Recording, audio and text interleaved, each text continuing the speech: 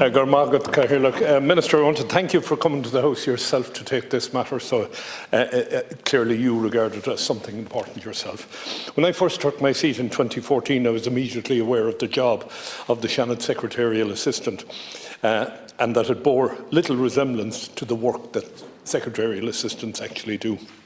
This was confirmed in a survey in 2017 which showed that Seanad SAs do the same work as parliamentary assistants in the Dáil.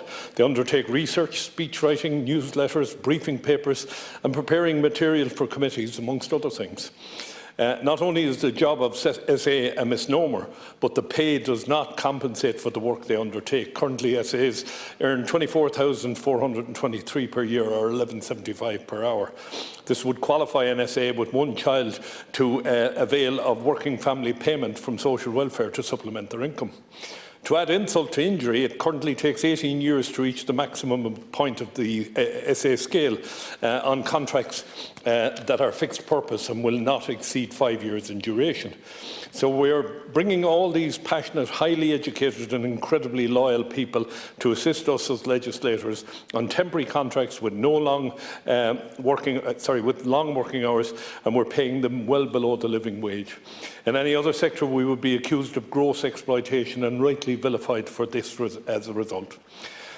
What's even worse, Minister, is that we, the employers of SA, have no control over their terms and conditions. You are the only person who can successfully address this.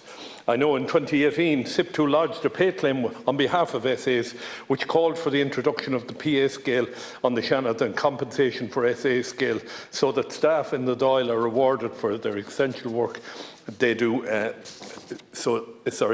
do in the Oireachtas. In 2019, myself and other colleagues across the House passed a motion calling on you, Minister, to reform public expenditure and reform, to meet with the staff union representing this group as a matter of urgency. It's now 2021 and no meeting has ever taken place. I do appreciate there has been a lot of emergency issues in the meantime. This year, SAs in both the Dáil and Seanad were offered a pay increase of 1% in October, 1% in February, 1% in October 22. This will bring their salary to €25,162 per year, or €12.09 per hour, which is still below the working wage and the living wage.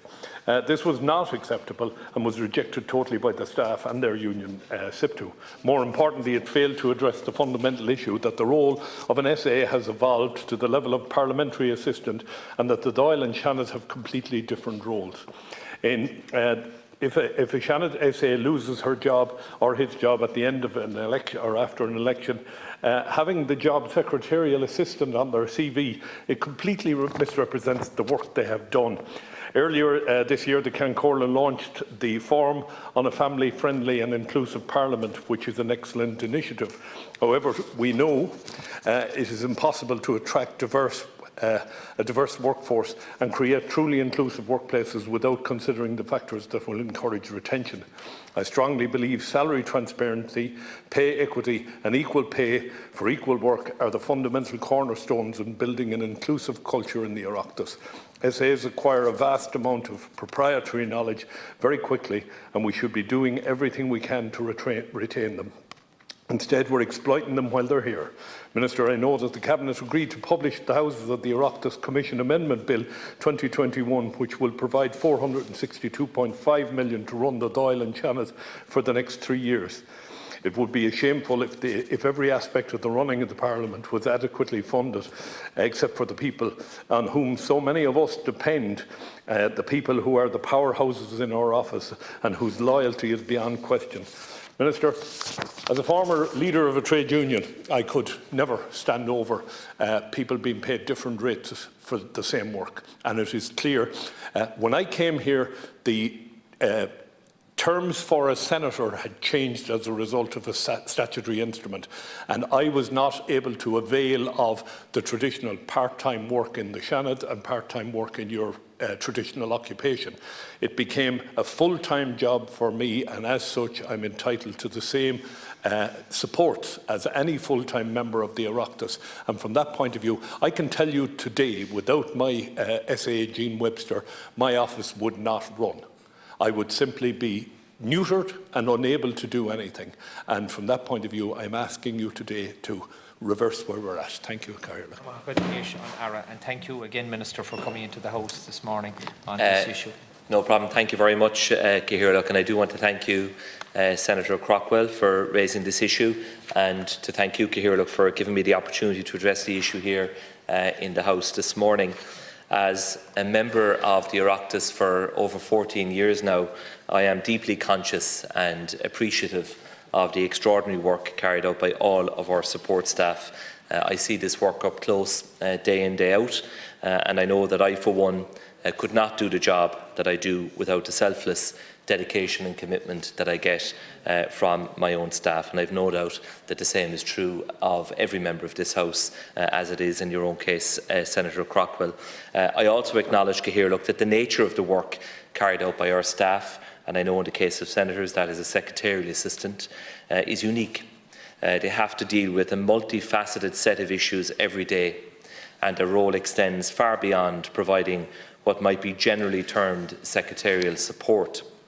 The role of a secretarial assistant is very different now to what it was even a decade ago, given the rapid changes in the way we communicate and interact with the people we represent. I am also deeply aware that they don't enjoy job security, and in many instances they will no longer have work once the member they work for is not re-elected or indeed retires. Being a politician or working for a politician has many benefits, principally the enjoyment and satisfaction we get from helping people and making a difference, but job security is not one of them. Now, to deal with the specific issue at hand, the Houses of the Oireachtas Commission Act of 2003 provides a limited role for the Minister for Public Expenditure and Reform of the day in determining pay and superannuation arrangements for secretarial and parliamentary assistants employed under the scheme of secretarial assistants. Under the Act, the Houses of the Oireachtas Commission has the power to regulate the provision of secretarial facilities to members and qualifying parties. This function transferred from the Minister for Finance on the establishment of the Commission on the 1st of January 2004. The term secretarial facilities is not defined in legislation, but is generally taken to be a wide term encompassing the staff employed under the scheme for secretarial assistance, ICT equipment, office equipment, printing facilities and graphic design services. Secretarial assistants, parliamentary assistants, administrative assistants, administrators and chefs de cabinet are employed by members and by qualifying parties, but as you know are paid by the Commission. The Commission also regulates the number of staff employed under the scheme and has oversight of the operation of the scheme.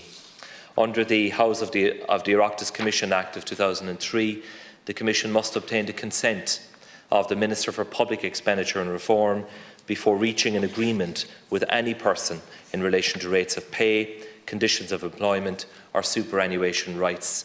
In practice, what this means is that the Commission advises on matters relating to resourcing, grading and terms and conditions of employment and submits proposals for the Minister's consideration and agreement.